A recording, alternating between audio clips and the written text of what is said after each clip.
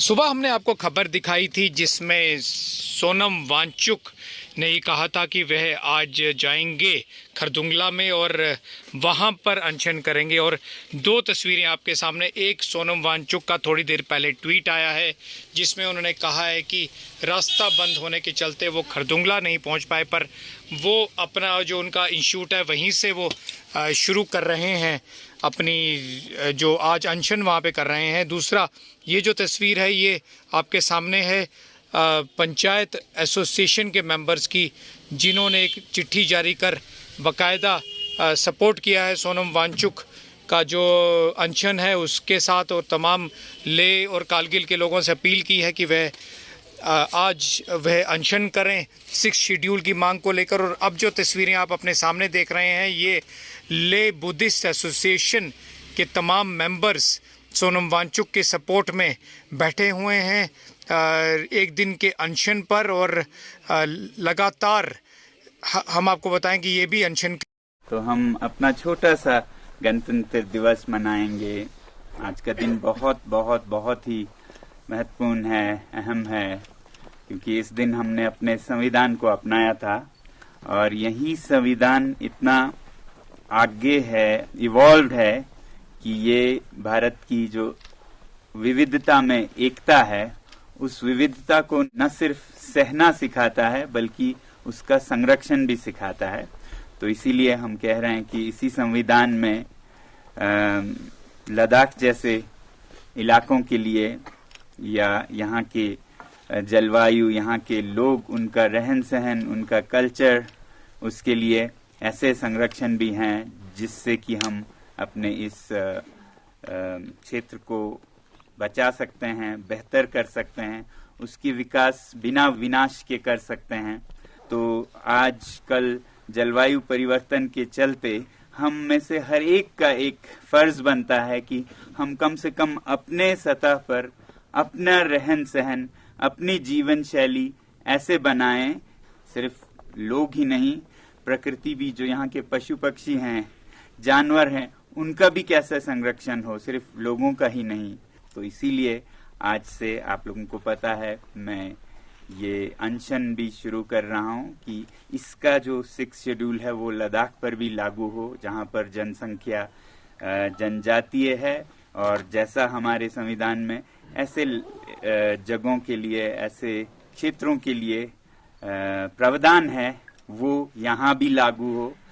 तो इसी के साथ आज मैं अपना ये अनशन शुरू कर रहा हूँ और आप में से जो करना चाहें एक दिन का अनशन कर सकते हैं। अब मैं आज के इस गणतंत्र दिवस पर हम सब मिल के, आप लोग भी आइए ना,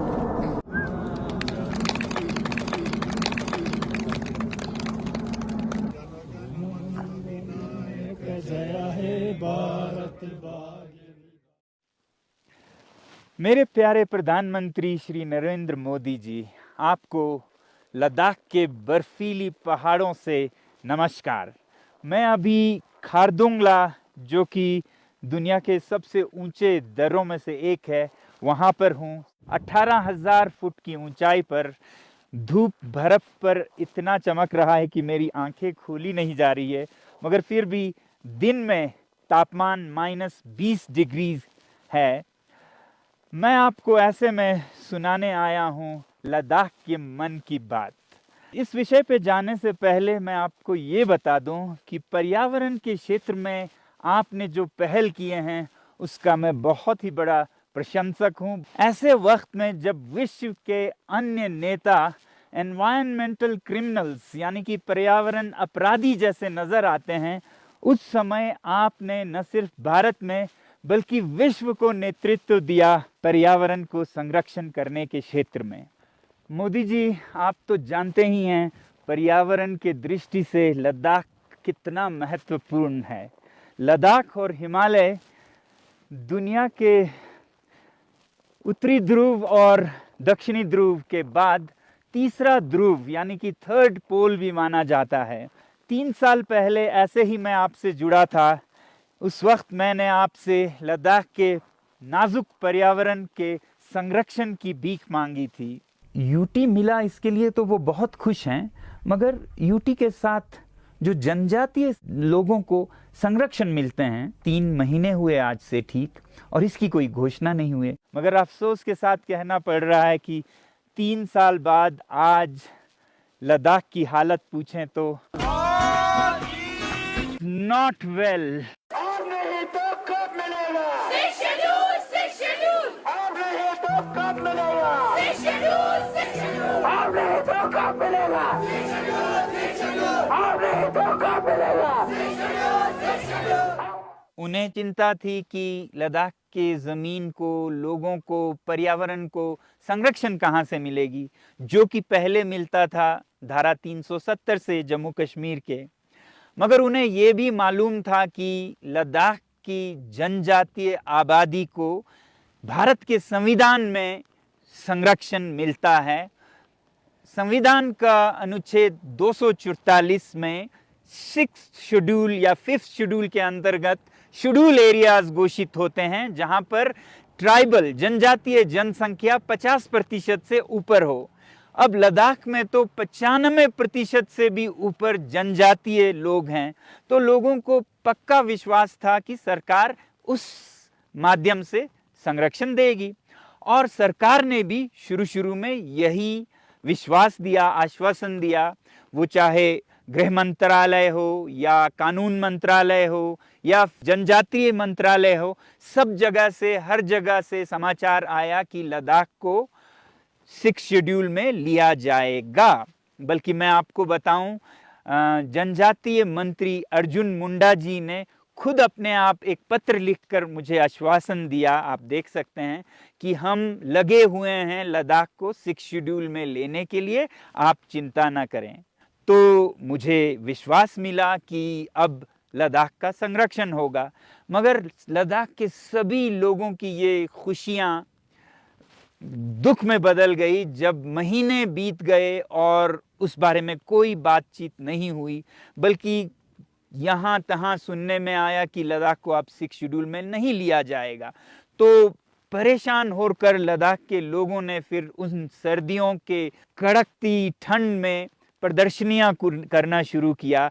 शुरू में छात्रों ने, फिर और संस्थाओं ने, और फिर जब उनसे कुछ नहीं बन पाया तो लोगों ने जाकर लद्दाख के सबसे सम्मानित, सबसे वरिष्ठ और यूं कहिए लद्दाख के राष्ट्रपिता, यहाँ पर लोग उन्हें भगवान की तरह मानते हैं, थुप्स्टन छेवांगजी, उनके पास गए, उनको नेतृत्व देने के लिए कहा लद्दाख का इस संरक्षण के बारे में। संवैधानिक सुरक्षा, कॉन्स्टिट्यूशनल सेफगार्ड यहाँ के बसने वाले ट्राइबल और नॉन ट्राइबल जितने भी पॉपुलेशन है उनको मिले, ताकि जिस मकसद से लद्दाख के लोगों ने जिद्दोजहद किया, जम्मू कश्मीर से अलग होके हमारे लिए ऐसा सिस्टम दे जिसके तहत हम अपना फ्यूचर खुद निर्धारित कर सके। तो उन्होंने एक एपेक्स बॉडी बनाकर इस नेतृत्व का बागडोर संभाला। उधर कारगिल में सारे राजनीतिक पार्टियों ने अपने इख्तिलाफात खत्म करके एक गठबंधन बनाया, कारगिल डेमोक्रेटिक अलायंस, और इन दोनों संस्थाओं ने मिलकर सरकार से मांग करनी शुरू की 6 शेड्यूल के संरक्षण के। और जब 2020 में लद्दाख पर्वतीय काउंसिल, जिसे हिल काउंसिल कहते हैं, हिल काउंसिल के चुनाव हुए तो लद्दाख के नेताओं ने केंद्र सरकार से कहा कि हम इस चुनाव में भाग नहीं लेंगे, बॉयकॉट करेंगे अगर 6 शेड्यूल पर चर्चा ना हो तो। और इस पर फिर गृह मंत्रालय ने विशेष विमान भेजकर लद्दाख के सभी नेताओं को दिल्ली बुलाया और वहां पर उन्हें आश्वासन दिया कि आप चुनाव हो जाने दीजिए, उसके बाद हम हर बात पर चर्चा करेंगे। और लद्दाख के नेता बहुत ही विनम्र होते हैं, ये विश्वास लेकर वापस आए, उन्होंने चुनाव में हिस्सा लिया और बीजेपी को भारी बहुमत से जिताया। देखने की बात यह है कि उस चुनाव में बीजेपी का सबसे बड़ा मुद्दा चुनाव मैनिफेस्टो में 6 शेड्यूल में लद्दाख का संरक्षण था। यानी कि एक वादा किया गया था लोगों से कि अगर हम जीत के आएं तो आपको 6 शेड्यूल का संरक्षण पक्का देंगे। ऐसा ही वादा जब संसदीय चुनाव हुए 2019 में, तब भी मैनिफेस्टो में पहले 3 मुद्दों में रखा गया लद्दाख को 6 शेड्यूल में संरक्षण देना। यानी कि बीजेपी सरकार ने खुद वादा किया लोगों से, एक बार नहीं 2 बार, कि हम आपको 6 शेड्यूल देंगे, आप हमें चुनाव में जीतने का अवसर दीजिए। वो तो लद्दाख ने दिया, बल्कि मैंने खुद अपना मत बीजेपी को दिया, न सिर्फ हिल काउंसिल के चुनाव में बल्कि उससे पहले संसदीय चुनाव में युवा सांसद जामयांग सिरिंग नामग्याल के लिए। मगर फिर चुनाव के बाद कोई बुलावा नहीं आया सरकार की तरफ से। ले दे के जब बुलावा आया भी तो जब नेता वहां गए तो उन्हें बताया गया कि 6 शेड्यूल पे आप बात ना करें और किसी भी मुद्दे पे कोई भी संरक्षण हम दे सकते हैं मगर 6 शेड्यूल के अंतर्गत नहीं दे सकते हैं। लद्दाख के लोग इस असमंजस में हैं कि कैसे वो सरकार जिसने उनका 70 साल पुराना मांग यूनियन टेरिटरी का पूरा कर लिया हो और उसके बाद संरक्षण का पूरा आश्वासन भी दिया हो और फिर मुंह फेर ले। इससे उनका सरकार पर विश्वास उठता सा जा रहा है। तो आखिर क्या रहस्य है कि शुरू में इतनी दिलचस्पी दिखाने के बाद धीरे धीरे सरकार ने 6 शेड्यूल पर बात करने से मुंह फेर लिया। लद्दाख के लोगों का मानना है कि ये बात शायद आप तक या अमित शाह जी तक नहीं पहुंची होगी, मगर ब्यूरोक्रेसी के निचले स्तर पर औद्योगिक शक्तियों का, बिजनेस हाउसेस का असर आने लगा। वो नहीं चाहते थे कि लद्दाख के वादियों को, पहाड़ों को उनके शोषण से वंचित रखा जाए। वो तो ये चाहते थे कि यहाँ के हर घाटी में खनन हो, माइनिंग हो, उद्योग लगे और लद्दाख के लोगों को इसी बात का डर था क्योंकि ऐसा ही चीन ने तिब्बत में किया। लद्दाख के जनजातीय लोगों का जीवन बहुत ही सादा होता है और लद्दाख में हालांकि पानी बहुत कम है, आसमान से तो लगभग 4 इंच सालाना नीचे आता है बारिश या बर्फ में। सिर्फ ग्लेशियर्स पर जीवन निर्भर करता है और लोगों ने उसी तरह से अपनी जीवन शैली बनाई है। 5 लीटर प्रतिदिन पे गुजारा कर लेते हैं। अब आप सोचिए, जब बाहर से लोग उद्योगों के लिए आएंगे तो उनका तो 5 लीटर तो उनके मूत्र विसर्जन को बहाने में फ्लश में चला जाता है 10 लीटर तक। तो ये पर्यावरण उसे सह नहीं सकेगी, ये लोगों का डर है। और अभी तो ऐसे उद्योग आए भी नहीं हैं कि अभी से ही कई गांव पानी के कमी के कारण क्लाइमेट रेफ्यूजीज बनकर गांव छोड़ने को मजबूर हो चुके हैं। अब आप सोचिए, अगर सैकड़ों उद्योग लगे, माइनिंग हो, उसके धूल और धुएं से हमारे ग्लेशियर्स तो जल्द ही खत्म हो जाएंगे और यही तो यहाँ की जीवन रेखा है।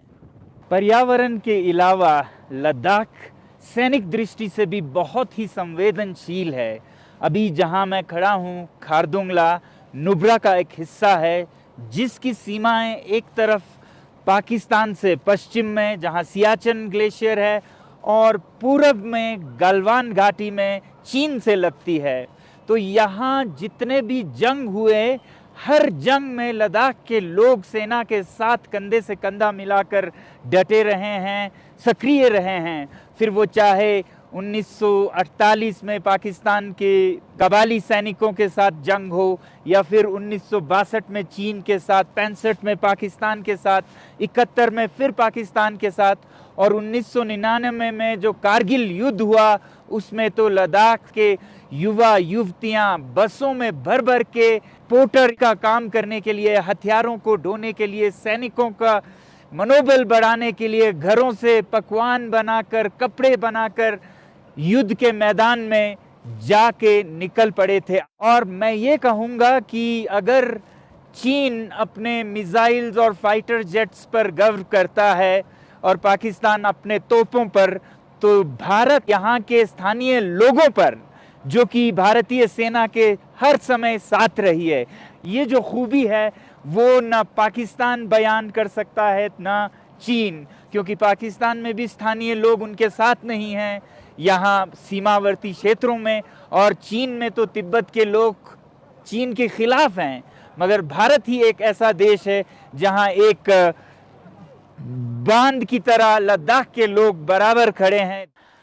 तो चाहे जिस नज़रिए से भी देखें, हमें दिखता है कि लद्दाख और हिमालय की संरक्षण में ही भारत की सुरक्षा है। तो मोदी जी, इस बार जब लद्दाख के नेताओं से लद्दाख के संरक्षण पर बातचीत हो तो वो ब्यूरोक्रेसी के निचले सतहों पर ना छोड़ा जाए, बल्कि उच्च स्तर पर। हमारी तो विनती होगी कि अमित शाह जी आप इसकी अध्यक्षता खुद करें और मोदी जी आपका आशीर्वाद हो और एक फैसला कुन नतीजा निकले। इस संदेश को और भी दृढ़ता से आप तक पहुंचाने के लिए और भारत और दुनिया की जनता का ध्यान लद्दाख के नाजुक जलवायु और यहाँ के ग्लेशियर्स, पिघलते हुए ग्लेशियर्स पर आकर्षित करने के लिए मैं खुद एक सांकेतिक अनशन पर बैठने जा रहा हूँ, जो कि 5 दिन का होगा। गणतंत्र दिवस 26 जनवरी से। ये वो दिन है जब भारत ने अपना संविधान अपनाया था, जिस संविधान में भारत के लोगों की आज़ादी और यहाँ के जनजातीय क्षेत्रों की संरक्षण निहित है। और ये अनशन मैं घर की 4 दीवारी के आराम में नहीं, बल्कि सड़क पर रात के सर्दियों के ठंड में बैठकर करूँगा, और वो भी लेह शहर में नहीं, बल्कि यहाँ खारदुंगला की ऊंचाइयों पर, जहाँ तापमान -40 तक जाता है। इन ग्लेशियर्स के साए में इनके साथ संवेदना जताते हुए दुनिया को एक संदेश देने के लिए करूँगा। और अगर इसमें से बचकर निकला तो आपसे फिर मुलाकात होगी, वरना अलविदा, शुक्रिया, नमस्ते। प्यारे दोस्तों, आप भी मदद कर सकते हैं लद्दाख की इस संदेश को मीडिया और सोशल मीडिया में बांटकर प्रधानमंत्री जी तक पहुंचाने में।